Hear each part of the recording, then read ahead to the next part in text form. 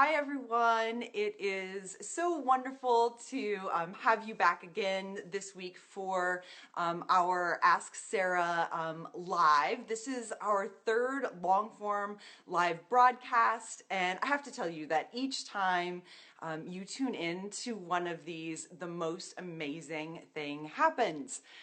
You talk to each other.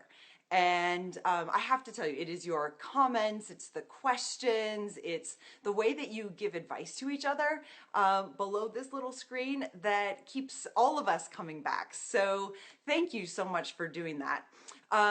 Tonight we are going to try and capture some of that enthusiasm as I answer some of your questions about instruction, and we spend a little time talking about personal learning networks, and I'll probably use the acronym PLN a lot of times to talk about that, but we can't talk about either of those things without talking about vulnerability and the potential that comes with it, so we'll be addressing that as well. And I have to be honest with you, I would rather not talk about my personal learning networks and being vulnerable and the potential of that all by myself. So after I take a couple of your questions, I have two very super special guests that I cannot wait for you to meet. They're going to join us tonight, and we're gonna have one of these nitty-gritty talks that we just have when the three of us get together. Because I've been feeling a little stuck in the classroom lately, and so I brought them over to help me figure out how to get unstuck, because they can always do that. You know that I've said it many times before, but I think your questions are little acts of bravery, and so don't hesitate to pose them, to keep them coming in this comment section below, and I promise to take some of those as we keep going on tonight. So let's go ahead and get started with two new questions. Both of them remind me a little bit of where I feel like I am right now in my own classroom, which is just a little bit in the weeds, which I think is pretty common for October. So here's the first question. Dear Sarah, how do you get students to think about their own thinking?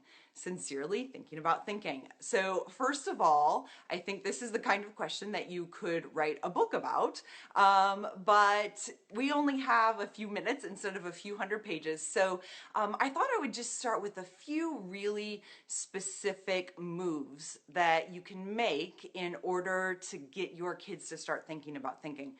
The very first thing is that you have to go first.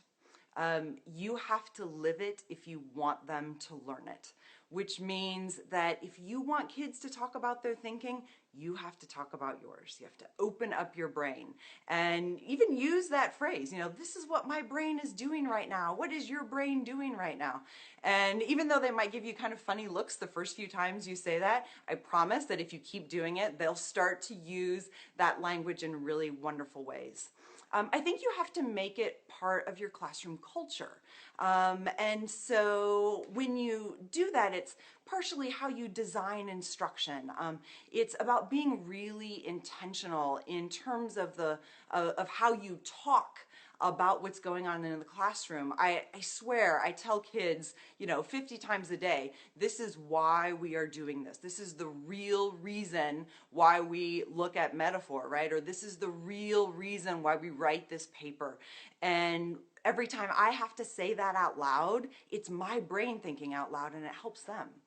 I think that you can ask kids to step outside themselves. It's always been hard for me when I'm trying to teach kids how to be really metacognitive, to just say, what did you learn? And so one of the strategies I sometimes do, especially when they're struggling, is I say, all right, pretend you're just outside of yourself, just like this little bird looking in, or pretend that your learning is a movie and you are the one watching that movie. And sometimes those are the phrases that can help kids really start to take on this skill.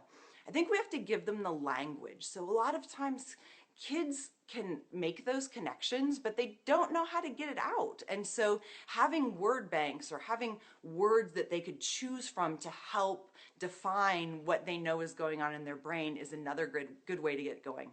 Have them compare pieces. So you want it to be concrete. If you're going to ask them to tell you about what they've learned, it's really good for them to have work right in front of them.